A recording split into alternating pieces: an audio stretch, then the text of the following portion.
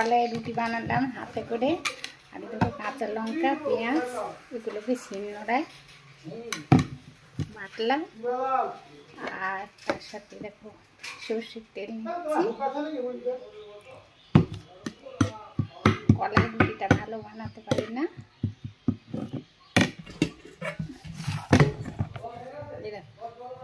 কিভাবে বানিয়েছি হাতে, খেতে খুব সুন্দর, একদম খালি কলাই রুটি।